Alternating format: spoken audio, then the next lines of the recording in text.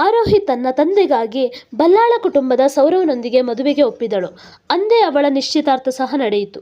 ನಂತರ ಮನೆಯವರೆಲ್ಲ ಬಂದು ಈ ಮದುವೆ ಬೇಡವೆಂದು ಆರೋಹಿ ಜೊತೆ ಮಾತನಾಡಿದರು. ಆದರೆ ಆರೋಹಿ ತಾನು ಚಿಕ್ಕಂದಿನಿಂದ ತಂದೆಯ ಪ್ರೀತಿಗಾಗಿ ಪರಿತಪಿಸುವುದರ ಬಗ್ಗೆ ಹೇಳಿ ಈ ಮದುವೆ ಮೂಲಕ ತಂದೆ ಪ್ರೀತಿ ಪಡಿತೀನಿ ಅನ್ನೋದನ್ನ ಮನದಟ್ಟು ಮಾಡಿಸಿದಳು. ಮನೆಯವರೆಲ್ಲ ಅವಳ ಮನಸ್ಸಿನ ಸ್ಥಿತಿ ಅರಿತು ಸುಮ್ಮನಾದರು. ಅಂತೂ ಗಡಿಬಿಡಿಯಲ್ಲಿ ನಮ್ಮ ಆರೋಹಿಯ ಕಲ್ಯಾಣ ಆಗೇ ಹೋಯಿತು. ಅಷ್ಟೇ ಅಲ್ಲದೆ ತಾನು ಇಷ್ಟು ದಿನ ಯಾವ ಪ್ರೀತಿಗಾಗಿ ಹಪಹಪಿಸಿದ್ದಳೋ ಆ ಪ್ರೀತಿ ಅವಳಿಗೆ ಸಿಕ್ಕಿತು. ಅಷ್ಟೇ ಅಲ್ಲದೆ ತನ್ನ ತಂದೆ ಮೊದಲಿಂದ ಅವಳನ್ನು ಪ್ರಾಣಕ್ಕಿಂತ ಹೆಚ್ಚಾಗಿ ಪ್ರೀತಿಸ್ತಿದ್ರು ಅನ್ನೋ ಸತ್ಯ ಗೊತ್ತಾಯಿತು. ತಂದೆ ಪ್ರೀತಿ ಪಡೆದ ಸಂತೋಷ ಹೊತ್ತು ಗಂಡನ ಮನೆಗೆ ಹೊರಟಳು. ಬಲ್ಲಾಳ ಪರಿವಾರದವರು ಇವಳನ್ನು ವಿಜೃಂಭಣೆಯಿಂದ ಸ್ವಾಗತಿಸಿದರು. ಮುಂದೆ ಈ ನಮ್ಮ ಬಲ್ಲಾಳ ಪರಿವಾರದಲ್ಲಿ ಯಾರ್ಯಾರಿದ್ದಾರೆ ಅಂತ ಹೇಳಿಲ್ಲ ಅಲ್ವಾ? ಈಗ ಹೇಳ್ತೀನಿ ಕೇಳಿ. ನಮ್ಮ ಆರೋಹಿ ಪತಿ ಸೌರವ್ ಅಂತೂ ನಿಮಗೆ ಗೊತ್ತಿದೆ. ಆ ಮನೆಯಲ್ಲಿ ಸೌರವ್ ತಾಯಿ ಪಲ್ಲವಿ, ಸೌರವ್ ತಂಗಿ ಸೌಪರ್ಣಿಕಾ, ಸೌರವ್ ತಮ್ಮ ಸುಬೋಧ್ ಮತ್ತು ಸೋದರತ್ತೆ ಮಂಜರಿ ಮತ್ತು ಸೋದರ ಮಾವ ಪ್ರಭಾತ್ ಮತ್ತು ಅವರ ಮಗ ನರೇನ್ ಇವರೆಲ್ಲರೂ ಇದ್ದಾರೆ. ಸೌರವ್ ತಾಯಿ ಪಲ್ಲವಿ, ಆರೋಹಿ ನೀನು ಸಹ ಈ ಮನೆ ಮಗಳು. ಯಾವುದಕ್ಕೂ ಸಂಕೋಚ ಬೇಡ. ನಿನಗೆ ಏನೇ ಬೇಕಾದರೂ ನನ್ನ ಕೇಳು. ನಿನಗೆ ನಮ್ಮನೆಯವರ ಪರಿಚಯ ಇಲ್ಲ ಅಲ್ವಾ? ಬಾ, ನಾನು ಪರಿಚಯ ಮಾಡಿಸ್ತೇನೆ. ಇವಳು ನನ್ನ ಮಗಳು ಅಂದರೆ ನಿನ್ನ ನಾದಿನಿ ಸೌಪರ್ಣಿಕಾ. ಇವನು ಸುಬೋಧ್, ನಿನ್ನ ಮೈದುನ. ಇವರು ನನ್ನ ಅಣ್ಣನ ಹೆಂಡತಿ ಹಾಗೂ ನನ್ನ ನಾದಿನಿ. ಈಗ ನನ್ನ ಅತ್ತಿಗೆ ಮಂಜರಿ. ಅಣ್ಣ ಬಿಸ್ನೆಸ್ ವಿಷಯವಾಗಿ ವಿದೇಶಕ್ಕೆ ಹೋಗಿದ್ದಾನೆ. ಇವತ್ತು ಬರಬೇಕಿತ್ತು. ಫ್ಲೈಟ್ ಲೇಟ್ ಆಗಿದೆ ಅನಿಸುತ್ತೆ. ಅವರು ಬಂದ ಮೇಲೆ ಅವರ ಪರಿಚಯ ಮಾಡಿಸ್ತೀನಿ. ಆರೋಹಿ ಹೂ ಎಂದು ತಲೆ ಆಡಿಸಿದಳು. ಪಲ್ಲವಿ, ಆರೋಹಿ ಹೋಗಿರಿ, ನೀವು ಒಂದು ಅರ್ಧ ಗಂಟೆ ರೆಸ್ಟ್ ಮಾಡು. ಆಮೇಲೆ ಒಂದು ಶಾಸ್ತ್ರ ಇದೆ. ಹಾಲಲ್ಲಿ ಉಂಗುರ ಹುಡುಕೋದು. ಅದಕ್ಕೆ ಎಲ್ಲ ತಯಾರಿ ಮಾಡ್ಕೋತೀವಿ. ಹ್ಞೂ ಎಂದಳು ಆರೋಹಿ. ಪಲ್ಲವಿ, ಸೌಪರ್ಣಿಕಾ, ಅತ್ತಿಗೆನ ನಿನ್ನ ರೂಮ್ಗೆ ಕರೆದುಕೊಂಡು ಹೋಗು. ಸೌಪರ್ಣಿಕಾ, ಆಯಿತು ಮಮ್ಮ, ಬನ್ನಿ ಅತ್ತಿಗೆ. ಪಲ್ಲವಿ, ಸೌಪರ್ಣಿಕಾ, ಮಾತಾಡಿ ನಿಮ್ಮ ಅತ್ತಿಗೆ ತಲೆ ತಿನ್ನಬೇಡ. ಅವಳು ಶಾಂತ ಸ್ವಭಾವದಳು. ಸರಿ ಮಮ್ಮ. ಪಲ್ಲವಿ, ಸುಬೋಧ್, ನೀನು ನನಗೆ ಹೆಲ್ಪ್ ಮಾಡು. ಅತ್ತಿಗೆ, ನೀವು ಇವನಿಗೆ ಹೇಳಿಕೊಡಿ. ಮಂಜರಿ, ಆಯಿತು ಅತ್ತಿಗೆ. ಪಲ್ಲವಿ, ಸೌರವ್, ನೀನು ಹೋಗಿ ಸುಬೋಧ್ ರೂಮ್ನಲ್ಲಿ ರೆಸ್ಟ್ ಮಾಡು. ಆರೋಹಿ ಸೌಪರ್ಣಿಕಾ ಜೊತೆ ಹೋದಳು. ಸೌಪರ್ಣಿಕಾ, ಅತ್ತಿಗೆ ನಿಮಗೆ ಏನಿಷ್ಟ? ಅಂದರೆ ನಿಮಗೆ ಯಾವ ಕಲರ್ ಇಷ್ಟ, ಯಾವ ಅಡುಗೆ ಇಷ್ಟ, ಯಾವ ಸ್ಥಳ ಇಷ್ಟ, ಯಾವ ಬುಕ್ ಇಷ್ಟ, ಯಾವ ಹೂವು ಇಷ್ಟ, ಅದೆಲ್ಲ ಹೇಳಿ. ಅದು ಸೌಪರ್ಣಿಕಾ, ಆಯಿತು, ನಾನೇ ಗೆಸ್ ಮಾಡಲಾ? ನಿಮಗೆ ಪಿಂಕ್ ಅಂದರೆ ಇಷ್ಟ ಅಲ್ವಾ? ಅದು ನನಗೆ ಗೊತ್ತಾಯಿತು. ಹೇಗೆ ಗೊತ್ತಾಯಿತು ಅಂತಾನಾ? ಏನೋ ನನಗೆಲ್ಲ ಗೊತ್ತಾಗುತ್ತೆ. ನಿಮಗೆ ರಸಮಲಾಯಿ ಅಂದರೆ ಇಷ್ಟ ಅಲ್ವಾ? ಇನ್ನು ನಿಮಗೆ ಸ್ವಿಟ್ಜರ್ಲ್ಯಾಂಡ್ ಅಂದರೆ ತುಂಬ ಇಷ್ಟ. ಬುಕ್ಸಲ್ಲಿ ಶೇಕ್ಸ್ಪಿಯರ್ ಅವರ ಪುಸ್ತಕ ಹೂವಿನಲ್ಲಿ ರೋಸ್ ಅಂದರೆ ಇಷ್ಟ ಅಲ್ವಾ? ನಿಮಗೆ ಆಶ್ಚರ್ಯ ಆಗ್ತಿದೆ ಅಲ್ವಾ ಇದೆಲ್ಲ ನನಗೆ ಹೇಗೆ ಗೊತ್ತಾಯಿತು ಅಂತ? ಓ, ನನಗೆ ಎಲ್ಲ ಗೊತ್ತಾಗುತ್ತೆ. ಆರೋಹಿ, ಅದು ಅಷ್ಟರಲ್ಲಿ ಸುಬೋಧ್ ಬಂದ. ಹೇ ಕೋತಿ, ಆಗಲೇ ಅತ್ತಿಗೆ ತಲೆ ತಿನ್ನೋಕೆ ಶುರು ಮಾಡಿಬಿಟ್ಯಾ ಅಂತ ತಲೆ ಮೇಲೆ ಹೊಡೆದ. ಅಣ್ಣ. ಸುಬೋಧ್, ಅತ್ತಿಗೆ ನೀವೇನೂ ತಿಳ್ಕೊಬೇಡಿ. ಇವಳು ಸ್ವಲ್ಪ ಹಾಗೆ, ತನಗೆ ಎಲ್ಲ ಗೊತ್ತಿದೆ ಅನ್ನೋ ಭ್ರಮೆ. ಆದರೆ ತುಂಬ ಒಳ್ಳೆಯವಳು. ಮಾತು ಸ್ವಲ್ಪ ಜಾಸ್ತಿ. ಆರೋಹಿ ಮುಗುಳ್ನಕ್ಕಳು. ಸುಬೋಧ್, ನೋಡು ಅತ್ತಿಗೆ ನನ್ನಿಂದ ರಕ್ತಿದ್ದಾರೆ. ಅತ್ತಿಗೆಗೆ ಏನಿಷ್ಟ ಅಂತ ನಾನು ಹೇಳ್ತೀನಿ ನೋಡು. ಅತ್ತಿಗೆಗೆ ಏನಿಷ್ಟ ಇಲ್ಲ ಅಂತ ನಾನು ಹೇಳ್ತೀನಿ. ಅತ್ತಿಗೆಗೆ ಗುಲಾಬಿ ಬಣ್ಣ ಅಲ್ಲ, ಬಿಳಿ ಬಣ್ಣ ಅಂದರೆ ತುಂಬ ಇಷ್ಟ. ಅವರಿಗೆ ರಸಮಲಾಯಿ ಅಲ್ಲ, ಒಬ್ಬಟ್ಟು ಅಂದರೆ ತುಂಬ ಇಷ್ಟ. ಅವರಿಗೆ ಸ್ವಿಟ್ಜರ್ಲ್ಯಾಂಡ್ ಅಲ್ಲ, ಅಜಂತ ಎಲ್ಲೋರಾ ಅಂದರೆ ತುಂಬ ಇಷ್ಟ. ಶೇಕ್ಸ್ಪಿಯರ್ ಕವಿತೆ ಇಷ್ಟ ಇಲ್ಲ. ರವೀಂದ್ರನಾಥ್ ಟ್ಯಾಗೂರ್ ಪುಸ್ತಕ ಅಂದರೆ ಇಷ್ಟ. ಹೂವಿನಲ್ಲಿ ಕೆಂಡಸಂಪಿಗೆ ಅಂದರೆ ಇಷ್ಟ. ಅವರಿಗೆ ತುಂಬ ಮಾತಾಡೋರು ಅಂದರೆ ಇಷ್ಟ ಇಲ್ಲ, ಅಂದರೆ ನಿನ್ನಂಥವ್ರು. ಅಣ್ಣ, ಹೌ ಮೀನ್. ಸುಬೋಧ್, ಮೀನು ಅಲ್ಲ, ಮೊಸಳೆನೂ ಅಲ್ಲ. ಆರೋಹಿ ಆಶ್ಚರ್ಯದಿಂದ ಅವನ ಕಡೆ ನೋಡಿದಳು. ಸುಬೋಧ್, ಕರೆಕ್ಟ್ ಅಲ್ವಾ ಅತ್ತಿಗೆ ಇದು ಸರಿನಾ? ಎಂದು ತಲೆ ಆಡಿಸಿದಳು ಆರೋಹಿ. ಸೌಪರ್ಣಿಕಾ, ಇದೆಲ್ಲ ನಿನಗೆ ಹೇಗೆ ಗೊತ್ತಾಯಿತು? ಸುಬೋಧ್, ಅಯ್ಯೋ, ಅಣ್ಣ ಇವರ ಬಗ್ಗೆ ಎಲ್ಲ ತಿಳ್ಕೋಬೇಕು ಅಂತ ಹೇಳಿದರು. ಅದಕ್ಕೆ ನಾನು ಮದುವೆ ನಿಶ್ಚಯ ಆದಾಗಿನಿಂದ ಇವರ ಮನೆಗೆ ಓಡಾಡ್ತಾ ಎಲ್ಲ ತಿಳ್ಕೊಂಡೆ. ಅತ್ತಿಗೆ ತಂಗಿ ಅಕ್ಷತಾ ಅವರು ನನಗೆ ಇದೆಲ್ಲ ಹೇಳಿದರು. ಸೌಪರ್ಣಿಕಾ, ಏನೋ ಡಿಟೆಕ್ಟಿವ್ ಏಜೆನ್ಸಿ ಓಪನ್ ಮಾಡಬೇಕು ಅಂತಿದೆಯಾ ಹೇಗೆ? ಸುಬೋಧ್, ಗುಡ್ ಐಡಿಯಾ ಕಣೆ. ನಾನು ಡಿಟೆಕ್ಟಿವ್ ಏಜೆನ್ಸಿ ಓಪನ್ ಮಾಡಿದ್ರೆ ನೀನೇ ನನ್ನ ಅಸಿಸ್ಟೆಂಟ್, ಓಕೆನಾ? ಸೌಪರ್ಣಿಕಾ, ಹೇ ಹೋಗೋ, ನಿನಗೆ ಯಾರು ಅಸಿಸ್ಟೆಂಟ್ ಆಗ್ತಾರೆ, ಬರೀ ಆರ್ಡರ್ ಮಾಡ್ತೀಯಾ? ಅಷ್ಟರಲ್ಲಿ ಪಲ್ಲವಿ ಬಂದರು. ಹೇ ಕಪಿಗಳ, ಆರೋಹಿಗೆ ರೆಸ್ಟ್ ಮಾಡೋಕೆ ಕಳಿಸಿದರೆ ನೀವಿಬ್ಬರು ಅವಳ ತಲೆ ತಿಂತಿದ್ದೀರಾ. ಆರೋಹಿ ಬಾಮ್ಮ, ಶಾಸ್ತ್ರಕ್ಕೆ ಎಲ್ಲ ತಯಾರಿ ಆಗಿದೆ. ಆರೋಹಿ ಸರಿ ಎಂದು ತಲೆ ಆಡಿಸಿದಳು. ಪಲ್ಲವಿ, ಸೌಪರ್ಣಿಕಾ ಅತ್ತಿಗೆನ ಕರ್ಕೊಂಡು ಬಾ. ಎಲ್ಲರೂ ಶಾಸ್ತ್ರಕ್ಕೆ ಬಂದರು. ಮಂಜರಿ, ಆರೋಹಿ, ಸೌರವ್, ಇದು ಶಾಸ್ತ್ರ ಅಷ್ಟೇ ಅಲ್ಲ, ಒಂದು ರೀತಿಯ ಆಟ ಇದು.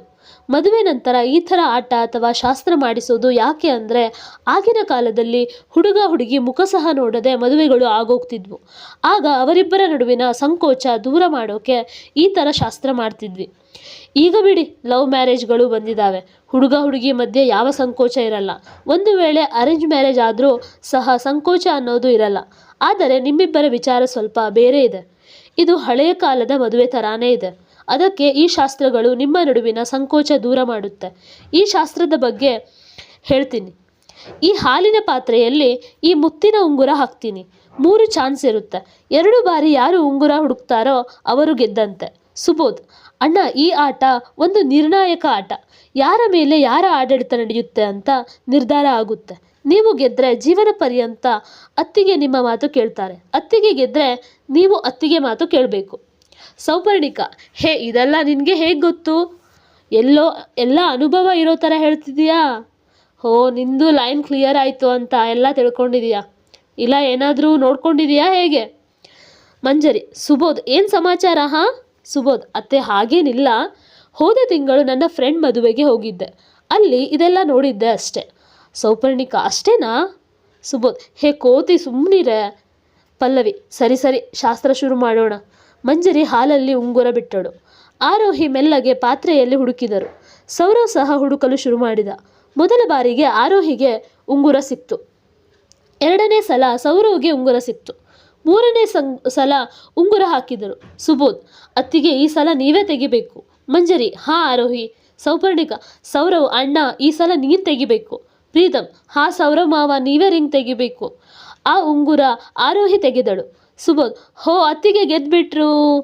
ಮಂಜರಿ, ಸೌರವ್ ಇನ್ನೂ ಮುಂದೆ ನಿನ್ಮೇಲೆ ನಿಮ್ಮ ಹುಡುಗಿ ಅಧಿಕಾರ ಚಲಾಯಿಸ್ತಾಳೆ. ಪಲ್ಲವಿ, ಸರಿ, ಈಗ ಶಾಸ್ತ್ರ ಮುಗೀತು. ಅವರಿಬ್ಬರನ್ನು ಬಿಟ್ಟು ಬಿಡಿ ಈಗ. ನಂತರ ಆರೋಹಿಯನ್ನು ಸೌರವ್ ಕೋಣೆಗೆ ಕರೆದುಕೊಂಡು ಹೋದರು. ಆರೋಹಿ ಭಯದಿಂದ ಸೌರವ್ ಕೋಣೆಗೆ ಹೋದಳು. ಸೌರವ್, ಬನ್ನಿ ಕುತ್ಕೊಳ್ಳಿ. ಆರೋಹಿ ಮೆಲ್ಲಗೆ ಹೋಗಿ ಕೂತಳು. ಹೆದರ್ಕೋಬೇಡಿ, ನಾನು ನಿಮ್ಮ ಹಾಗೆ ಮನುಷ್ಯನೇ. ನನಗೊತ್ತು, ಈ ಮದುವೆ ತುಂಬ ಅರ್ಜೆಂಟಲ್ಲಿ ನಡೆಯಿತು. ನಾವು ಒಬ್ಬರನ್ನೊಬ್ಬರು ಅರ್ಥ ಮಾಡಿಕೊಳ್ಳೋಕೆ ಸಮಯನೇ ಸಿಗಲಿಲ್ಲ. ಅಷ್ಟೇ ಅಲ್ಲ, ನೀವು ನನ್ನ ನೋಡಿದ್ದು ಸಹ ಮದುವೆ ದಿನ ಮಂಟಪದಲ್ಲಿ. ನಾನು ನಿಮ್ಮನ್ನು ಫೋಟೋದಲ್ಲಿ ನೋಡಿನೇ ಫುಲ್ ಫಿದಾ ಆಗೋದೆ. ನಿಮ್ಮ ಸರಳತೆ, ನಿಮ್ಮ ಮುಗ್ಧತೆ ತುಂಬ ಇಷ್ಟ ಆಯಿತು. ಅಷ್ಟೊತ್ತಿಂದ ನಾನೊಬ್ಬನೇ ಮಾತಾಡ್ತಿದ್ದೀನಿ. ನೀವು ಏನಾದರೂ ಮಾತಾಡಿ. ಕೇಳೋದು ಮರ್ತಿದ್ದೆ. ನಾನು ನಿಮಗೆ ಇಷ್ಟನಾ? ಆರೋಹಿ, ನೀವು ನನ್ನ ತಂದೆಗೆ ಇಷ್ಟ ಆಗಿದ್ದೀರಾ, ಅದು ನನಗೆ ಮುಖ್ಯ. ನನಗೆ ಅರ್ಥ ಆಗಲಿಲ್ಲ ಎಂದನು ಸೌರವ್. ನಾನು ನಿಮ್ಮ ಹತ್ರ ಒಂದು ವಿಷಯ ಹೇಳಬೇಕು. ಹೇಳಿ. ಅದು ಅಷ್ಟರಲ್ಲಿ ಸೌರವ್ ತಂಗಿ ಅಣ್ಣ ಎಂದು ಬಾಗಿಲು ಬಡಿದಳು. ಸೌರವ್ ಬಾಗಿಲು ತೆರೆದು, ಏನು ಪುಟ್ಟ ಎಂದ. ಸೌಪರ್ಣಿಕಾ, ಅಣ್ಣ, ಅದು ಮೊದಲು ಕೆಳಗೆ ಬನ್ನಿ. ಸೌರವ್, ಆರೋಹಿ ಇಬ್ಬರು ಅವಳ ಜೊತೆ ಹೋದರು. ಸೌರವ್ ತಾಯಿ ಪಲ್ಲವಿ, ಸೌರವ್, ಆರೋಹಿ, ಸಾರಿ ಕಣಮ್ಮ, ಅದು ಈ ಟೈಮಲ್ಲಿ ಡಿಸ್ಟರ್ಬ್ ಮಾಡಿದ್ವಿ. ಅದು ನನ್ನ ಅಣ್ಣ ಬಂದಿದ್ದಾರೆ. ಅವರು ನಿಮ್ಮನ್ನು ನೋಡಿ ಆಶೀರ್ವಾದ ಮಾಡಲಿ ಅಂತ ಕರೆದೆ. ಅಣ್ಣ, ಇವಳೇ ಈ ಮನೆ ಸೊಸೆ Aarohi. Aarohi Prasad group of industries owner Bhavani Prasad ಅವರ ಒಬ್ಬಳೇ ಮಗಳು. ಸೌರವ್ ಸೋದರ ಮಾವ ಪ್ರಭಾತ್. ಈ ಹುಡುಗಿ ಆ ಕುಟುಂಬದವಳೇ. ಆದರೆ ಈ ಹುಡುಗಿನ ನಾನು ಅವರ ಮನೆಯಲ್ಲಿ ನೋಡೇ ಇಲ್ಲ. ಅದು ಅಣ್ಣ, ಈ ಹುಡುಗಿ ಹಳ್ಳಿಯಲ್ಲಿ ತಾತನ ಜೊತೆ ಇದ್ಲು. ಪ್ರಭಾತ್, ನಾನು ಈ ಹುಡುಗಿನ ಎಲ್ಲೋ ನೋಡಿದ್ದೀನಲ್ಲ, ಮನಸ್ಸಲ್ಲೇ ಯೋಚಿಸಿದ. ಪಲ್ಲವಿ, ಏನಾಯ್ತು ಅಣ್ಣ? ಪ್ರಭಾತ್, ಏನೂ ಇಲ್ಲ. ಇಬ್ಬರು ಕಾಲಿಗೆ ನಮಸ್ಕರಿಸಿ ಆಶೀರ್ವಾದ ಪಡೆದರು. ಪ್ರಭಾತ್ 100 ಕಾಲ ಸುಖವಾಗಿರಲಿ ಎಂದು ಆಶೀರ್ವದಿಸಿದರು. ಸೌರವ್, ಮಾವ, ಯಾಕೆ ಇಷ್ಟು ಲೇಟು? ವಾತಾವರಣ ಸರಿ ಇದ್ದಿಲ್ಲ, ಅದಕ್ಕೆ ಫ್ಲೈಟ್ ಡಿಲೇ ಆಯಿತು. ಮಾವ, ಹೋದ ಕೆಲಸ ಏನಾಯಿತು? ಸೌರವ್, ನಾಳೆ ಎಲ್ಲ ಕೇಳುವಂತೆ, ಈಗ ನೀವಿಬ್ಬರು ಹೋಗಿ ಎಂದಳು ಪಲ್ಲವಿ. ಇಬ್ಬರು ರೂಮ್ಗೆ ಹೋದರು. ಸೌರವ್, ಆಗಲೇ ಏನೋ ಹೇಳ್ತಿದ್ರಿ ಎಂದು. ಆರೋಹಿ, ಈ ವಿಷಯದ ಬಗ್ಗೆ ಮಾತಾಡೋಕೆ ಇದು ಸರಿಯಾದ ಸಮಯ ಅಲ್ಲ, ಏನೂ ಇಲ್ಲ ಎಂದು ಹೇಳಿದಳು. ನೀವು ಏನು ಹೇಳಬೇಕು ಅಂತ ಇದ್ದೀರಾ ಅಂತ ನನಗೆ ಗೊತ್ತು. ಆರೋಹಿ ಮುಖ ಗಾಬರಿಯಿಂದ ಬಿಳಿಚಿಕೊಂಡಿತು. ಸೌರವ್, ಮದುವೆ ಅವಸರದಲ್ಲಿ ಆಯಿತು. ನೀವು ನನ್ನ ಇನ್ನು ಸರಿಯಾಗಿ ಅರ್ಥ ಮಾಡಿಕೊಂಡಿಲ್ಲ. ಅದಕ್ಕೆ ನಿಮಗೆ ಸ್ವಲ್ಪ ಸಮಯ ಬೇಕು ಅಂತ ಅಲ್ವಾ? ಎಂದಳು ಆರೋಹಿ. ನೀವು ತುಂಬ ದಣಿದಿದ್ದೀರಾ, ಮಲ್ಕೊಳ್ಳಿ, ವಿಶ್ರಾಂತ ಮಾಡಿ. ಥ್ಯಾಂಕ್ ಯು ಎಂದಳು ಆರೋಹಿ. ಆರೋಹಿ ಚಿಕ್ಕ ಮಗುವಿನಂತೆ ಮಂಚದ ಮೇಲೆ ಮುದುರಿಕೊಂಡು ಮಲಗಿದಳು. ಸೌರವ್ಗೆ ಅವಳ ಮನಸ್ಸಿನ ತಳಮಳ ಅರ್ಥವಾಯಿತು. ಅವಳಿಗೆ ಇನ್ನೂ ಮುಜುಗರ ಪಡಿಸುವುದು ಬೇಡವೆನಿಸಿ ಒಂದು ಸಣ್ಣ ಮುಗುಳ್ನಗೆ ಬೀರಿ ಗುಡ್ ನೈಟ್ ಅಂತ ಹೇಳಿ ಅವಳಿಗೆ ಹೊದಿಕೆ ಹೊದಿಸಿದ. ನಂತರ ಹೋಗಿ ಸೋಫಾ ಮೇಲೆ ಮಲಗಿದ. ಆರೋಹಿ ಮೆಲ್ಲ ಅವನ ಕಡೆ ನೋಡಿದಳು. ಏನಾಯ್ತು ಆರೋಹಿ, ಏನಾದರೂ ಬೇಕಾಗಿತ್ತಾ ಎಂದನು ಸೌರವ್. ಇಲ್ಲ, ಅದು ಹೇಳಿ ಏನಾಯಿತು, ನನಗೆ ಚಳಿ ಆಗ್ತಿದೆ. ಅದು ನನಗೆ ಎ ಸಿಯಲ್ಲಿ ಮಲಗಿ ಅಭ್ಯಾಸ ಇಲ್ಲ ಎಂದು ತಡವರಿಸುತ್ತಾ ಹೇಳಿದಳು. ಪರವಾಗಿಲ್ಲ, ನಾನು ಎ ಸಿ ಆಫ್ ಮಾಡ್ತೀನಿ, ನೀವು ಮಲಗಿ. ಸೌರವ್ ಎ ಸಿ ಆಫ್ ಮಾಡಿ ಫ್ಯಾನ್ ಆನ್ ಮಾಡಿ ಮಲಗಿದ. ಆರೋಹಿ ಕಣ್ಣು ಮುಚ್ಚಿ ಮಲಗಿದಳು. ಸೌರವ್ ಅವಳ ಮುಗ್ಧ ಮುಖವನ್ನು ನೋಡುತ್ತಾ ಮಲಗಿದ. ತಕ್ಷಣ ಆರೋಹಿ ಕಣ್ಣು ಬಿಟ್ಟಳು. ಏನಾಯಿತು ಆರೋಹಿ? ಅದು ಅದು ಅಂತ ಹೇಳಿದಳು. ಹೇಳಿ ಏನಾಯಿತು? ನೀವು ಬೇಕು ಅಂತ ಸೂತಿದ್ದು ಅಲ್ವಾ? ನೀವು ಯಾವ ವಿಷಯದ ಬಗ್ಗೆ ಹೇಳ್ತಿದ್ದೀರಾ? ಅದು ಭಯ ಬೇಡ, ಹೇಳಿ. ಉಂಗುರ ಹುಡುಕೋ ಶಾಸ್ತ್ರದಲ್ಲಿ 3ನೇ ಬಾರಿ ಉಂಗುರ ನಿಮ್ಮ ಕೈಯಲ್ಲಿ ಬಂದಿತ್ತು, ಮತ್ತ್ಯಾಕೆ ಅದನ್ನು ನೀರೊಳಗೆ ಬಿಟ್ಟಿರಿ? ಇಲ್ಲ ಆರೋಹಿ, ನನಗೆ ಉಂಗುರ ಸಿಕ್ಕಿಲ್ಲ. ಇಲ್ಲ, ನಿಮ್ಮ ಕೈಗೆ ಉಂಗುರ ಸಿಕ್ಕಿತ್ತು, ಮತ್ತೆ ನೀವು ಉಂಗುರ ನೀರಲ್ಲಿ ಬಿಟ್ರಿ. ನಾನದನ್ನು ಗಮನಿಸಿದೆ, ನಿಜ ಹೇಳಿ ಎಂದಳು ಆರೋಹಿ. ಸೌರವ್, ಹೌದು. ಯಾಕೆ ಹಾಗೆ ಮಾಡಿದ್ರಿ? ನೀವು ನಿಮ್ಮ ಪ್ರಪಂಚದಿಂದ ಹೊರಬಂದು ಈಗ ನಮ್ಮ ಪ್ರಪಂಚಕ್ಕೆ ಕಾಲಿಟ್ಟಿದ್ದೀರಾ. ನಿಮಗೆ ಈ ಪ್ರಪಂಚದಲ್ಲಿ ಮೊದಲ ದಿನವೇ ಸೋಲಾಗಬಾರದು ಅಂತ, ಅದಕ್ಕೆ ಅಷ್ಟೆ. ಅಲ್ಲದೆ ಮನೆಯಲ್ಲಿ ಹೇಗೆ ಇದ್ದರೂ ಹೆಂಡತಿ ರಾಜ್ಯಭಾರನೇ ನಡೆಯೋದು, ಸೊ ಅದಕ್ಕೆ. ಆರೋಹಿ ಸುಮ್ಮನೆ ನಿತ್ತಳು. ಸಾರಿ, ತಮಾಷೆಗೆ ಹೇಳಿದೆ. ಸರಿ, ಮಲ್ಕೊಳ್ಳಿ. ಥ್ಯಾಂಕ್ ಯು, ರೆಸ್ಟ್ ಮಾಡಿ ಎಂದನು ಸೌರವ್. ಇಬ್ಬರು ಮಲಗಿದರು. ಮಾರನೇ ದಿನ ಸೂರ್ಯ ಹುಟ್ಟಿದ. ಪಲ್ಲವಿ, ಸೌಪರ್ಣಿಕಾ, ಅಮ್ಮ, ಹೋಗಿ ನೋಡು ನಿಮ್ಮ ಅಣ್ಣ ಅತ್ತಿಗೆ ಎದ್ದಿದ್ದಾರಾ ಅಂತ. ನನ್ನ ರೂಮಲ್ಲಿ ಒಡವೆ ಮತ್ತು ಸೀರೆ ಇಟ್ಟಿದ್ದೀನಿ, ನಿಮ್ಮ ಅತ್ತಿಗೆಗೆ ಕೊಟ್ಟು ಬಾ. ಸರಿ ಅಮ್ಮ. ಸೌಪರ್ಣಿಕಾ ಇವರಿಬ್ಬರ ರೂಮ್ ಹತ್ರ ಬಂದಳು. ಸೌರವ್ ಆಗಲೇ ಎದ್ದು ಆರೋಹಿನ ನೋಡ್ತಾ ಕೂತಿದ್ದ. ಅಣ್ಣ ಅತ್ತಿಗೆ ಅಂತ ಬಾಗಿಲು ಬಡಿದಳು. ಸೌರವ್ ತಕ್ಷಣ ಬಾಗಿಲ ಬಳಿ ಬಂದು ಬಾಗಿಲು ತೆಗೆದ. ಸೌಪರ್ಣಿಕ, ಗಲಾಟೆ ಮಾಡಬೇಡ, ಆರೋಹಿಯವರು ಮಲಗಿದ್ದಾರೆ. ಪಾಪ, ಮದುವೆ ಗಲಾಟೆಯಿಂದ ಶಾಸ್ತ್ರಗಳಿಂದ ತುಂಬ ದಣಿದಿದ್ದಾರೆ, ಅದಕ್ಕೆ ಶಬ್ದ ಮಾಡಬೇಡಿ. ಸೌಪರ್ಣಿಕ, ಸರಿ ಆಯಿತು. ಅತ್ತಿಗೆ ಎದ್ದ ಮೇಲೆ ಈ ಒಡವೆ ಬಟ್ಟೆ ಕೊಡಿ, ಆಯ್ತಾ? ಸರಿ ಆಯಿತು, ನೀನು ಹೊರಡು ಎಂದನು ಸೌರವ್. ಸೌರವ್ ರೂಮ್ ಒಳಗೆ ಬಂದು ತಾನು ಸ್ನಾನ ಮಾಡಿ ತಯಾರಾದ. ಆರೋಹಿ ಮೆಲ್ಲಗೆ ಕಣ್ಣು ತೆರೆದಳು. ಅವಳ ಮುಂದೆ ಹಠಾತ್ತವಾಗಿ ಸೌರವ್ನನ್ನು ನೋಡಿ ಗಾಬರಿಯಾದಳು. ಆರೋಹಿ, ಏನಾಯಿತು? Good morning. ಆರೋಹಿ ಗಡಿಯಾರ ನೋಡಿದಳು. ಗಂಟೆ 8 ಆಗಿತ್ತು. ಅರೆ, ಇದೇನಿದು, ಆಗಲೇ ಗಂಟೆ 8. ನಾನು ಯಾವತ್ತೂ ಇಷ್ಟು ತಡವಾಗಿ ಎದ್ದೇ ಇಲ್ಲ. ಸರಿಯಾಗಿ 5 ಗಂಟೆಗೆ ಎಚ್ಚರವಾಗ್ತಿತ್ತು. ಆದರೆ ಇವತ್ತು ಏಕೆ? ಅತ್ತೆ ಏನು ಅಂದ್ಕೊಂಡ್ರೋ ಏನೋ, ಹೊಸ ಸೊಸೆ ಇನ್ನೂ ನಿದ್ದೆ ಮಾಡ್ತಿದ್ದಾಳೆ ಅಂತ ಅಂದ್ಕೊಂಡ್ರೋ ಏನೋ. Please calm down. ಯಾರು ಏನು ಅಂದ್ಕೊಳ್ಳಲ್ಲ, ನೀವು ಇನ್ನು ಸ್ವಲ್ಪ ಸಮಯ ಮಲಗಿದ್ರೂ ಏನೂ ಆಗಲ್ಲ ಎಂದನು ಸೌರವ್.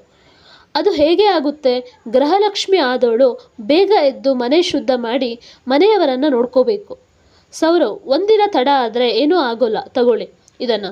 ಬೇಗ ತಯಾರಾಗಿ, ನಾನು ಹೊರಗಡೆ ಇರ್ತೀನಿ, ಏನಾದರೂ ಬೇಕಾದರೆ ಕೇಳಿ. ಹೂ ಎಂದಳು ಆರೋಹಿ. ಆರೋಹಿ ಸ್ನಾನ ಮುಗಿಸಿ ಅತ್ತೆ ಕೊಟ್ಟ ಒಡವೆ ವಸ್ತ್ರ ತೊಟ್ಟು ಕನ್ನಡಿ ಮುಂದೆ ನಿಂತಿದ್ದಳು. ಸೌರವ್ ರೂಮ್ಗೆ ಬಂದ. ಸೌರವ್ ಅವಳನ್ನು ನೋಡುತ್ತಾ ನಿಂತೆ. ಆರೋಹಿ ಅವನನ್ನು ನೋಡಿದಳು. ತಕ್ಷಣ ಸೌರವ್ ತನ್ನ ಕಬೋರ್ಡ್ ಹತ್ರ ಹೋಗಿ ಏನೋ ಹುಡುಕಲು ಶುರು ಮಾಡಿದ. ಆರೋಹಿ, ನಾನೇನಾದರೂ ಸಹಾಯ ಮಾಡಲಾ ಎಂದು ಮೆಲ್ಲಗೆ ಕೇಳಿದಳು. ಇಲ್ಲ, ಪರವಾಗಿಲ್ಲ, ಏನು ಬೇಕಾಗಿತ್ತು ಹೇಳಿ, ನಾನು ಹುಡುಕೋಕ್ಕೆ ಸಹಾಯ ಮಾಡ್ತೀನಿ. ನೀವು ಈ ರೂಮ್ಗೆ ಬಂದಿರೋದು ನಿನ್ನೆ, ನಿಮಗೆ ಹೇಗೆ ಗೊತ್ತಿರೋಕೆ ಸಾಧ್ಯ? ನಾನೇ ಹುಡುಕ್ತೀನಿ. ಅದು ನಿಜ. ಆದರೆ ಇಟ್ಟಿರೋ ನಿಮಗೆ ಸಿಗ್ತಿಲ್ಲ, ಹುಡುಕ್ತಿದ್ದೀರಾ. ಇಬ್ಬರು ಸೇರಿ ಹುಡುಕಿದ್ರೆ ಬೇಗ ಸಿಗಬಹುದು ಅಲ್ವಾ? ಕಳೆದು ಹೋದ ವಸ್ತು ಕಳ್ಕೊಂಡಿರೋರು ಕೈಗೆ ಸಿಗಬೇಕು ಅಂತ ಏನಿಲ್ಲ ಅಲ್ವಾ? ಓ ಮೈ ಗಾಡ್, ನನಗೆ ನಿಮ್ಮ ಒಗಟಿನ ಮಾತು ಅರ್ಥ ಆಗಲ್ಲ ಬಿಡಿ. ಸರಿ ಆಯಿತು, ನೀವು ಹೆಲ್ಪ್ ಮಾಡಿ. ನಾನು ಇಲ್ಲಿ ನನ್ನ ಲಾಕರ್ ಕೀ ಇಟ್ಟಿದ್ದೆ, ಅದು ಸಿಗ್ತಿಲ್ಲ. ನಿಮ್ಮ ಕೀ ಯಾವ ಥರ ಇತ್ತು ಎಂದು ಕೇಳಿದಳು ಆರೋಹಿ. ಅದು ಪುಟ್ಟ ಕೀ. ತುಂಬ ಕೀಗಳು ಇದ್ದಾವೆ ಅಲ್ವಾ? ಹೌದು, ನಿಮಗೆ ಹೇಗೆ ಗೊತ್ತು? ಇದೇನಾ ಆ ಕೀ ಗುಚ್ಛ ಎಂದು ಕೇಳಿದಳು ಆರೋಹಿ. ಇದೆ. ಎಲ್ಲಿತ್ತು ಇದು? ಅದು ಡ್ರೆಸ್ಸಿಂಗ್ ಟೇಬಲ್ ಮೇಲೆ ಇತ್ತು. ಓ ಥ್ಯಾಂಕ್ ಯು. ಬಟ್ ಒಂದು ಹೇಳಲೇಬೇಕು, ನೀವು ತುಂಬ ಬುದ್ಧಿವಂತರು. ಇನ್ನೊಂದು ಆಗಲೇ ಕೇಳಬೇಕು ಅಂದುಕೊಂಡೆ, ಆದರೆ ಆಗಲಿಲ್ಲ. ನೀವು ಅಷ್ಟೊಂದು ಮಾತಾಡ್ತೀರಾ ಅಂತ ಗೊತ್ತಿರಲಿಲ್ಲ ನನಗೆ. ಯಾವಾಗ? ಅದೇ ಬೆಳಗ್ಗೆ ನೀವು ತಡವಾಗಿ ಎದ್ದು ಅತ್ತೆ ಏನು ಹೇಳ್ತಾರೆ ಹಾಗೆ ಹೀಗೆ ಅಂತ ಹೇಳಿದ್ರಲ್ಲ, ಆಗ. ಆರೋಹಿ ಅದು ಎಂದಳು. ಅರೆ ಅದರಲ್ಲೇನು ತಪ್ಪು ಬಿಡಿ, ನೀವು ಅಷ್ಟೊಂದು ಮಾತಾಡಿದ್ದು ಒಂಥರ ಚೆನ್ನಾಗಿತ್ತು, ಹಾಗೆ ಪಟಪಟ ಅಂತ ಮಾತಾಡಿ ಕೇಳೋಕೆ ಖುಷಿಯಾಗುತ್ತೆ ಎಂದನು ಸೌರವ್. ಅದು ಅಯ್ಯೋ ಆರೋಹಿ ಮೇಡಮ್, ನೀವು ಅದು ಇದು ಅಂತ ಅಲ್ಲೇ ನಿಂತ್ಕೊಂಡು ಬಿಡ್ತೀರಾ, ನಿಮ್ಮ ಹೆಸರು ಆರೋಹಿ ಅಲ್ಲ ಅದು ಇದು ಅಂತ ಇಡಬೇಕಾಗತ್ತೆ. ಹೋಗಲಿ ಬಿಡಿ, ಬನ್ನಿ ಕೆಳಗಡೆ ಹೋಗೋಣ, ಈಗ ಯಾವುದೋ ಶಾಸ್ತ್ರ ಇದೆ ಅಂತೆ. ಹಾಂ, ಇನ್ನೊಂದು, ನೀವು ತುಂಬ ಸುಂದರವಾಗಿ ಕಾಣ್ತಿದ್ದೀರಾ ಈ ಸೀರೆಲೆ ಎಂದನು ಸೌರವ್. ಬನ್ನಿ ಹೊರಡೋಣ. ಅರೆ ನನ್ನ ಹಣೆಯಲ್ಲಿ ಸಿಂಧೂರ ಇಲ್ಲ ಎಂದಳು ಆರೋಹಿ. ಅಷ್ಟರಲ್ಲಿ ಸೌಪರ್ಣಿಕ ಧ್ವನಿ, ಅಣ್ಣ ಅತ್ತಿಗೆ ಬೇಗ ಬನ್ನಿ ಅಂತ. ಸಿಂಧೂರ ಇಲ್ಲ ಅಂದರೆ ಏನಾಗುತ್ತೆ, ಪರವಾಗಿಲ್ಲ ಬನ್ನಿ ಎಂದನು ಸೌರವ್. ಮದುವೆಯಾದ ಸ್ತ್ರೀ ಸೌಭಾಗ್ಯನ ಈ ಸಿಂಧೂರ, ಒಂದು ನಿಮಿಷ ಇರಿ. ಆರೋಹಿ ಸಿಂಧೂರದ ಡಬ್ಬಿ ಹುಡುಕಿದಳು. ಅದನ್ನು ತೆಗೆದುಕೊಂಡು ಹಣೆಗೆ ಹಚ್ಚಿಕೊಳ್ಳಲು ಮುಂದಾದಳು. ಅಷ್ಟರಲ್ಲಿ ಸೌರವ್ ಅದನ್ನು ತೆಗೆದುಕೊಂಡು ತಾನೇ ಅವಳ ಹಣೆಗೆ ಸಿಂಧೂರ ಹಚ್ಚಿದ. ಆರೋಹಿ ಹಾಗೇ ನಿಂತು ಬಿಟ್ಟಳು. ಬನ್ನಿ ಹೊರಡೋಣ ಎಂದನು ಸೌರವ್. ಆರೋಹಿ ತಲೆ ಆಡಿಸುತ್ತಾ ಅವನ ಹಿಂದೆ ನಡೆದಳು. ಇಬ್ಬರು ಕೆಳಗೆ ಬಂದರು. ಪಲ್ಲವಿ, ಆರೋಹಿ, ಇವತ್ತು ಒಂದು ಪುಟ್ಟ ಕಾರ್ಯಕ್ರಮ. ಮದುವೆಗೆ ಹಾಜರಾಗದ ನಮ್ಮ ಕುಟುಂಬದ ಆಪ್ತ ಸ್ನೇಹಿತರು ಹಾಗೂ ಸಂಬಂಧಿಕರೆಲ್ಲ ಬಂದು ನಿನ್ನ ನೋಡಿ ಉಡುಗೊರೆ ಕೊಡುತ್ತಾರೆ. ಅವರಿಗೆಲ್ಲ ನೀನು ನಿನ್ನ ಕೈಯಾರೆ ಮಾಡಿದ ಸಿಹಿ ತಿನಿಸು ಬಡಿಸಬೇಕು. ಬೇಗ ಏನಾದರೂ ಸಿಹಿ ಮಾಡು ಬಿಡು ಎಂದನು. ಸರಿ ಆಯಿತು ಎಂದಳು ಆರೋಹಿ. ಪಲ್ಲವಿ, ಸೌರವ್, ನೀನು ನಮ್ಮ ಹೂದೋಟಕ್ಕೆ ಹೋಗಿ ಪೂಜೆಗೆ ಹೂ ತೆಗೆದುಕೊಂಡು ಬಾ. ಅದೇ ಹೂವಿನಿಂದಲೇ ದೇವಿ ಪೂಜೆ ಆಗಬೇಕು. ಆಯಿತು ಅಮ್ಮ ಎಂದನು ಸೌರವ್. ಆರೋಹಿ ಅಡುಗೆ ಮನೆಗೆ ಹೋದಳು. ಸೌರವ್ ಗಾರ್ಡನ್ಗೆ ಹೋದ. ಆರೋಹಿ ಸಿಹಿ ಮಾಡಲು ಮುಂದಾದಳು. ರವೆ ಹಲ್ವಾ ಮಾಡಲು ಮುಂದಾದಳು. ಸೌರವ್ ಹೋದ ಹೂದೋಟ ಅಡುಗೆ ಮನೆ ಕಿಟಕಿಯಿಂದ ಚೆನ್ನಾಗಿ ಕಾಣ್ತಿತ್ತು. ಸೌರವ್ ಹೂ ಬಿಡಿಸಲು ಹರಸಾಹಸ ಮಾಡುತ್ತಿದ್ದ. ಅವನಿಗೆ ಹೂ ಬಿಡಿಸೋದು ದೊಡ್ಡ ರಾಕೆಟ್ ಸೈನ್ಸ್ನಂತೆ ಭಾಸವಾಗತೊಡಗಿತ್ತು. ಆರೋಹಿ ತನ್ನ ಕೆಲಸದ ನಡುವೆ ಹಾಗೆ ಕಿಟಕಿ ಕಡೆ ದೃಷ್ಟಿ ಹಾಯಿಸಿದಳು. ಸೌರವ್ನ ಮಂಗಾಟ ನೋಡಿ ಆರೋಹಿಗೆ ನಗು ಬಂತು. ಮೆಲ್ಲ ಹುಸಿನಕ್ಕಳು. ಸೌರವ್ ದೃಷ್ಟಿ ಆರೋಹಿ ಮೇಲೆ ಬಿತ್ತು. ಏನು ಮೇಡಮ್ ನಗ್ತಿದ್ದೀರಾ? ಗಂಡ ಇಲ್ಲಿ ಹೂ ಬಿಡಿಸೋಕೆ ಕಷ್ಟಪಡ್ತಿದ್ರೆ ನೀವು ನಗ್ತಿದ್ದೀರಾ? ನಗಿ ನಗಿ, ನಾನಿವತ್ತು ಹೂ ಬಿಡಿಸ್ತೀನಿ. ಸೌರವ್ ಎಷ್ಟೇ ಪ್ರಯತ್ನಿಸಿದರೂ ಆ ಹೂ ಬಿಡಿಸಲು ಸಾಧ್ಯವಾಗಲಿಲ್ಲ. ಹೂ ಬಿಡಿಸಲು ಹೋದಂತೆ ಬರೀ ದಳಗಳು ಅವನ ಕೈ ಸೇರುತ್ತಿದ್ದವು. ಅಷ್ಟೇ ಅಲ್ಲದೆ ಬುಟ್ಟಿಯೊಳಗೂ ಹಾಕಲು ಆಗಲಿಲ್ಲ. ಅಷ್ಟರಲ್ಲಿ ಆರೋಹಿ ಸನ್ನೆ ಮೂಲಕ ಹೂ ಬಿಡಿಸುವುದನ್ನು ಹೇಳಿಕೊಟ್ಟಳು. ಆಗ ಸೌರವ್ ಹೂ ಬಿಡಿಸುವಲ್ಲಿ ಯಶಸ್ವಿಯಾದ. ಸೌರವ್, ಥ್ಯಾಂಕ್ ಯು ಟೀಚರ್ ಎಂದ. ಆರೋಹಿ ಸಣ್ಣ ಮುಗುಳ್ನಗೆ ಬೀರಿ ತನ್ನ ಕೆಲಸ ಮುಂದುವರಿಸಿದಳು. ಸಿಹಿ ತಯಾರು ಮಾಡಿದಳು. ಅಷ್ಟರಲ್ಲಾಗಲೇ ಎಲ್ಲ ಸಂಬಂಧಿಕರು ಬಂದರು. ನಂತರ ಆರೋಹಿ ಮತ್ತು ಸೌರವ್ ಇಬ್ಬರು ಸೇರಿ ದೇವಿ ಪೂಜೆ ಮಾಡಿದರು. ನಂತರ ಇವರಿಬ್ಬರು ಬಂದು ಕೂತರು. ಮನೆಗೆ ಬಂದಿದ್ದ ಎಲ್ಲ ಸಂಬಂಧಿಕರು ಒಬ್ಬೊಬ್ಬರಾಗಿ ಬಂದು ಮನೆ ಸೊಸೆಯನ್ನು ನೋಡಿ ಅವಳಿಗೆ ಮತ್ತು ಸೌರವ್ಗೆ ಉಡುಗೊರೆ ಕೊಟ್ಟರು. ಬಂದವರೆಲ್ಲರ ಬಾಯಲ್ಲೂ ಪಲ್ಲವಿ ಸೊಸೆ ಮುದ್ದಾಗಿದ್ದಾಳೆ, ಪಲ್ಲವಿ ಸೊಸೆ ಸುಂದರವಾಗಿದ್ದಾಳೆ, ಎಲ್ಲರೂ ಅದೇ ಹೇಳುತ್ತಿದ್ದರು. ಕೊನೆಯಲ್ಲಿ ಒಬ್ಬರು ಹೆಂಗಸು ಬಂದರು. ಅವರು ಪಲ್ಲವಿಯವರ ಸ್ನೇಹಿತೆ ಶರ್ಮಿಳಾ. ಸ್ವಲ್ಪ ವಿಚಿತ್ರ ಸ್ವಭಾವದವರು, ಹಾಗೆ ಯಾರ ಸಂತೋಷವನ್ನು ಸಹ ಸಹಿಸದ ವಿಕೃತ ಮನಸ್ಸಿನವರು. ಶರ್ಮಿಳಾ, ಏನು ಪಲ್ಲವಿ, ಅವಸರವಾಗಿ ಮಗನ ಮದುವೆ ಮಾಡಿದ್ದೀರಾ? ಏನು ಲವ್ ಮ್ಯಾರೇಜಾ? ಇಲ್ಲ, ನಿನ್ನ ಮಗ ಏನಾದರೂ? ಪಲ್ಲವಿ, ಹಾಗೇನೂ ಇಲ್ಲ ಶರ್ಮಿಳಾ, ಇವಳು the great industrialist Bhavani Prasad ರವರ ಒಬ್ಬಳೇ ಮಗಳು. ಹುಡುಗಿ ನಮಗೆ ಇಷ್ಟ ಆದಳು. ಅವರಿಗೂ ನಮ್ಮ ಸಂಬಂಧ ಹಿಡಿಸಿತು. ಅದಕ್ಕೆ ಶುಭ ಕಾರ್ಯ ಮಾಡಿ ಮುಗಿಸಿದ್ವಿ. ಶರ್ಮಿಳಾ, ಅದೇನೋ ಮಗನ ಮದುವೆ ಹಾಗೆ ಮಾಡ್ತೀನಿ ಹೀಗೆ ಮಾಡ್ತೀನಿ ಅಂತ ಹೇಳಿದವರು ನಮಗೆ ಒಂದು ಮಾತು ಹೇಳದೆ ಮಾಡಿದ್ದೀರಾ. ಸರಿ ಹೋಗಲಿ ಬಿಡು. ಪಲ್ಲವಿ, ಸರಿ, ನನ್ನ ಸೊಸೆಗೆ ಆಶೀರ್ವಾದ ಮಾಡು. ಶರ್ಮಿಳಾ ಆಶೀರ್ವಾದ ಮಾಡಿದಳು. ಅವಸರದಿಂದ ಮದುವೆ ಮಾಡಿದ್ರು ಸೊಸೆನ ಮಾತ್ರ ಚೆನ್ನಾಗಿರೋಳನ್ನೇ ಹುಡುಕಿದೀಯಾ? ಲಕ್ಷ್ಮಿ ಕಳೆ ಎದ್ದು ಕಾಣುತ್ತಿದೆ. ಹೌದು, ಈ ಹುಡುಗಿನ ಪ್ರಸಾದ್ ಭವನದಲ್ಲಿ ನೋಡೇ ಇಲ್ವಲ್ಲ? ಹೋ, ಅದೇ ಆ ಭವಾನಿ ಪ್ರಸಾದ್ ರವರು ತಮ್ಮ ಹೆಂಡತಿ ಹೋದ ಮೇಲೆ ತಮ್ಮ ಮಗಳನ್ನು ತಾತನ ಹತ್ರ ಬಿಟ್ಟಿದ್ರಂತಲ್ಲ, ಅವಳೇನಾ ಇವಳು? ಹೆತ್ತ ತಾಯಿನ ನುಂಗ್ಕೊಂಡು ತಂದೆಯಿಂದ ತಿರಸ್ಕರಿಸಿಕೊಂಡವಳ ಇವಳು. ಅಲ್ಲಿದ್ದವರೆಲ್ಲ ಒಂದು ಕ್ಷಣ ಹಾಗೆ ನಿಂತು ಬಿಟ್ಟರು. ಆರೋಹಿ ಕಣ್ಣಿಂದ ನೀರು ಜಾರಿ ಮುತ್ತಂತೆ ಕೆಳಗೆ ಬಿತ್ತು. ಮುಂದೇನಾಯಿತು?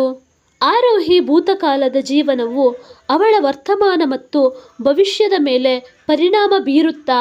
ಶರ್ಮಿಳಾರ ಮಾತಿಗೆ ಉತ್ತರಿಸೋರು ಯಾರು? ಅವಳ ಕಟು ಶಬ್ದಗಳಿಗೆ ಕಡಿವಾಣ ಹಾಕೋರು ಯಾರು? ಆರೋಹಿ ಜೀವನ ಮುಂದೇನು ಎಂಬುದನ್ನು ನಾವು ಕಾದು ನೋಡಬೇಕು. ಇದನ್ನು ನೀವು ಮುಂದಿನ ಭಾಗದಲ್ಲಿ ನಿರೀಕ್ಷಿಸಬಹುದು. ದಯವಿಟ್ಟು ಕತೆ ಇಷ್ಟ ಆದರೆ ಲೈಕ್ ಮಾಡಿ, ಶೇರ್ ಮಾಡಿ, ಸಬ್ಸ್ಕ್ರೈಬ್ ಮಾಡಿ. ಮುಂದಿನ ಭಾಗದಲ್ಲಿ ಕತೆ ಏನಾಗುತ್ತೆ ಅನ್ನೋದನ್ನು ನಾವು ಮುಂದಿನ ಎಪಿಸೋಡ್ನಲ್ಲಿ ತಿಳಿದುಕೊಳ್ಳೋಣ. Thank you.